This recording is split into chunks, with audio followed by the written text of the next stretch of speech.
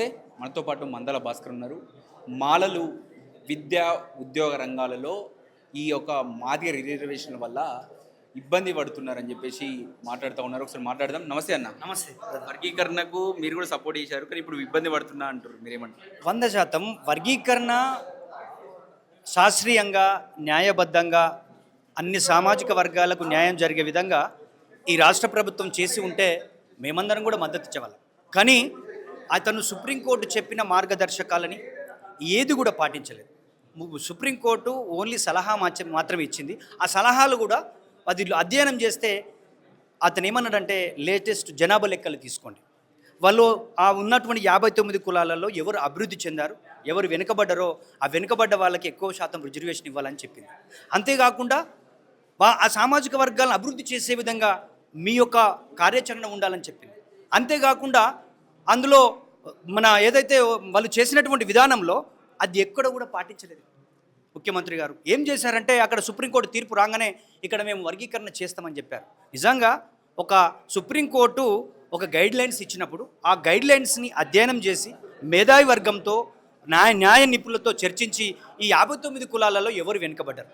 మరి ఈరోజు ఒక దిక్కు ఎంఆర్పిఎస్ రోజు ఒక దిక్కు మాల మహానాడు మేము వెనుకబడ్డామంటే మేము వెనుకబడ్డామని మాట్లాడుతూ ఉన్నారు. వాళ్ళు ఎక్కువ తిన్నారంటే వీళ్ళు ఎక్కువ తిన్నారని చెప్పేసి అని మాట్లాడుతున్నారు. ఇది ఏది వాస్తవం అని చెప్పేసి అని మీరు మంత్రుల కమిటీ వేశారు, అది షమీమ్ అఖ్తర్ కమిషన్ వేశారు. ఆ కమిషన్ ఏం చేయాలి? జిల్లాలో ఉన్నటువంటి వాళ్ళ దగ్గరికి వెళ్ళి ఒక జిల్లాను క్రైటీరియా తీసుకొని ఆ జిల్లాలలో వాళ్ళకు ఉన్నటువంటి విద్యా అవకాశాలు ఎన్ని, ఉద్యోగ అవకాశాలు ఎన్ని, అసలు వాళ్ళ జనాభా ఎంత ఉంది అనేది జనాభా లెక్కలు తీయలేదు. లేటెస్ట్ సెన్సెస్ లేదు, ఎంపరికల్ డాటా లేదు. ఒక సరి అయినటువంటి డాటా లేకుండా మీరు చేసినటువంటి దానివల్ల ఈరోజు మాకు గ్రూప్ 3లో పెట్టారు 26 కులాలని.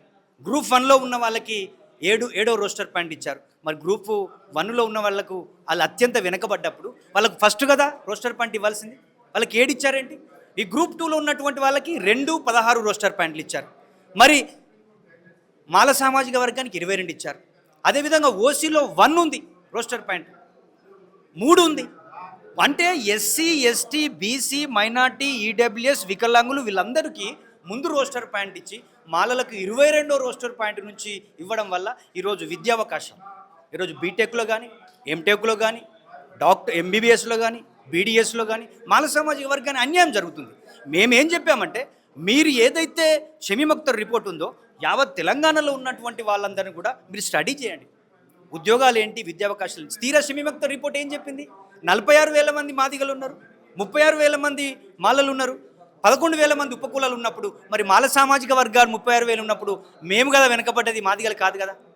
ఇది వాళ్ళు గుర్తుపెట్టుకోవాల్సిన అవసరం ఉంది. ముఖ్యమంత్రి గారు నరేంద్ర మోడీ ఒత్తిడితో కిషన్ రెడ్డి గారు చంద్రబాబు నాయుడు చెప్పిన విధంగా చేశాడని చెప్పేసి అని తెలంగాణలో మాలలు భావిస్తాం. ఎందుకు? మీ పార్టీని అధికారంలోకి తీసుకొచ్చినందుక? ఇది కాదు కదా. ఎప్పుడైతే నరేంద్ర మోడీ పైరడ్ గ్రౌండ్కి వచ్చి మందకృష్ణకు నేను వర్గీకరణ చేస్తానని సుప్రీంకోర్టు తీర్పును చెప్పడంలో ఉన్న రాజకీయాలు చూడండి. తెలంగాణలో మాల సామాజిక వర్గాన్ని అన్ని రంగాల్లో అణిచివేసే విధంగా ఉన్నటువంటి వర్గీకరణ తీరులో లోపాలు ఉన్నాయి. ఈ లోపాలను సవరించాలని చెప్పేసి అని డిమాండ్ చేస్తూ ఉన్నాం. మా సామాజిక వర్గానికి మొన్న శాతవాహన యూనివర్సిటీలో అందులో 36 ఉద్యోగాలు ఉంటే అందులో ఒక్క ఉద్యోగం లేదు. మొన్న అసిస్టెంట్ సర్జన్లు డెంటల్లో 48 ఉద్యోగాలు ఉంటే ఒకటే ఉద్యోగం ఉన్నటువంటి పరిస్థితి. ఈరోజు ఇంజనీరింగ్ సీట్లలో 3,000 సీట్లే వచ్చే పరిస్థితి. అంటే మాల సామాజిక వర్గం ఇప్పుడు ఈడబ్ల్యూఎస్ రిజర్వేషన్లు కావాలని అడగాల్సినటువంటి పరిస్థితికి వచ్చింది. వాళ్ళని లేకపోతే ప్రత్యేకంగా కేటాయించి రిజర్వేషన్ ఇవ్వాలని చెప్పి ఈరోజు మాకు రిజర్వేషన్ లేవన్నటువంటి విషయాన్ని గుర్తు చేస్తూ ఉన్నాం. ఈరోజు 26 కులాలకు రిజర్వేషన్ లేకుండా చేసిన ముఖ్యమంత్రి రేవంత్ రెడ్డి గారు మీరు మంత్రులతో కలిసి మీరు ఈ యొక్క రిజర్వేషన్ పెంచే విషయంలో వర్గీకరణలో మాల సామాజిక వర్గం జరిగిన నష్టాన్ని పూరించాలంటే అదేవిధంగా రోస్టర్లో న్యాయం జరగాలంటే మీరు యుద్ధ ప్రాతిపదికన చేయకపోతే మీరు భారీ మూల్యాన్ని చెల్లించుకోవాల్సిన అవసరం ఉంటుందని మేమైతే భావిస్తాము. ఇన్ని రోజులు మాదిగలు పోరాటం చేశారు వర్గీకరణ కోసం, ఇప్పుడు మీ న్యాయం కోసం మీరు పోరాటం చేయబోతూ ఉన్నారా? తప్పకుండా. ముఖ్యంగా మాదిగ సోదరులు కూడా మా సోదరులే. రాజ్యాంగ పరంగా రాజ్యాంగ మౌలిక సూత్రాలకు వ్యతిరేకంగా ఎస్సీ సామాజిక వర్గాన్ని అన్ని రంగాలలో అభివృద్ధి చెందాల్సినటువంటి అవసరం ఉంది. ఎవరు వెనుకబడితే వాళ్ళకు ముందు అవకాశాలు ఇవ్వాలనేది మా న్యాయమైన డిమాండ్. మాదిగలు కాదు. ఈరోజు మాదిగల్లో ఉన్న 18 కులాలు మాదిగలతో పోటీ పడుతుందా? అందుకే ఇప్పుడు 26 కులాలు మాలల్లో ఉన్నారు. పాపం వాళ్ళకు కూడా ఇబ్బంది ఉన్నది. గ్రూప్ 1 ఉన్న వాళ్ళకు కూడా అన్యాయం జరుగుతుంది.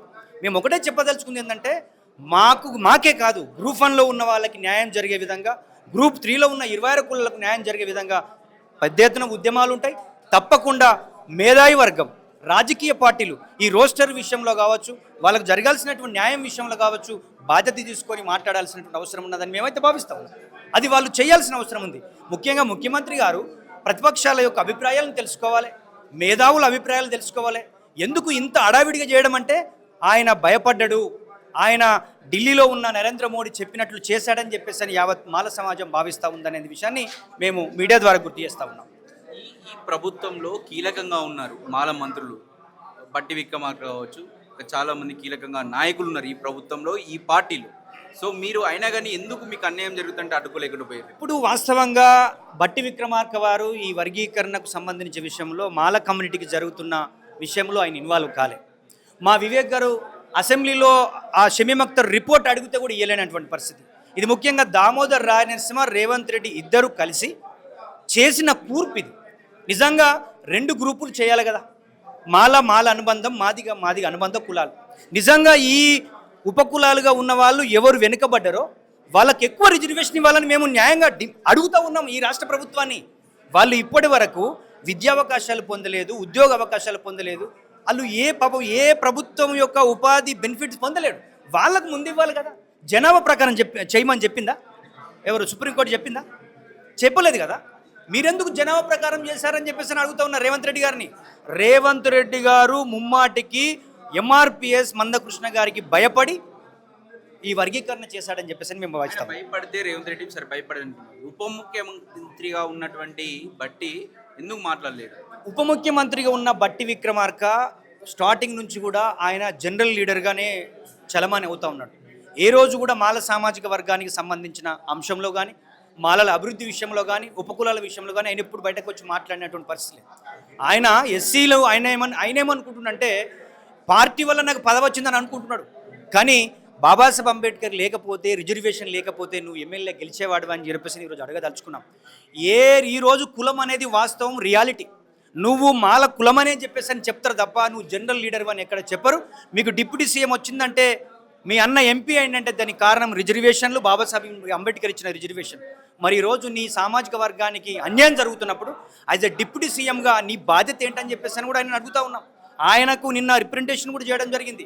ఈ రోస్టర్ విషయంలో మాకు అన్యాయం జరుగుతుంది, రిజర్వేషన్ వల్ల మీరు ఇన్వాల్వ్ కాకపోవడం అన్యాయం జరిగింది, మీరు ముఖ్యమంత్రితో మాట్లాడి ఇమీడియట్గా మాకు రోస్టర్ మార్చాలని చెప్పేసి అని 20 లోపు రోస్టర్ పాయింట్ కేటాయించాలి, మా సామాజిక వర్గానికి న్యాయం చేయాలని చెప్పేసి అని ఆయనను కలవడం జరిగింది. ఆయన కూడా నేను తప్పకుండా మాట్లాడతానని చెప్పేసి అని చెప్పడం జరిగింది. మేము ఏ కులానికి వ్యతిరేకం కాదు, మేము ఒక సామాజిక వర్గానికి ఎక్కువ అవకాశం ఇచ్చారు, మేము మాది దోచుకున్నారని చెప్పేసి విషయం కాదు. సో ఒక శాస్త్రీయ పద్ధతిలో న్యాయంగా ఆ సామాజిక వర్గాలకు రావాల్సినటువంటి అవకాశాలు తీసుకోవాల్సిన అవసరం ఉంది. దానికి పునాదులు వేసినటువంటి వాళ్ళం మాల సమాజం, మాల కమ్యూనిటీకి ఈరోజు 26 కులాలకు అన్యాయం జరుగుతుంది. కాబట్టి న్యాయం జరిగే విధంగా ఈ రాష్ట్ర ప్రభుత్వం చేస్తే తప్పకుండా మీకు మద్దతు ఇస్తాం, లేకపోతే మిమ్మల్ని క్షేత్రస్థాయిలో ఓడగొడతామని చెప్పేసి అని వారికి గుర్తు చేస్తాము.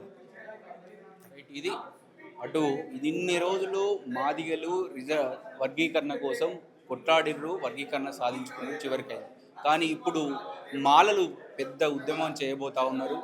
వాళ్ళు జరుగుతున్నటువంటి అన్యాయాలను జనంలోకి తీసుకొచ్చి వాళ్ళు కూడా ఉద్యమాలతోనే వాళ్ళకి కావాల్సిన లక్ష్యాలను చేరించుకుంటామని చెప్పేసి మనతో పాటు మందల భాస్కర్ చెప్తా ఉండు. కెమెరామెన్ వంశీతో అక్షిత్, హైదరాబాద్.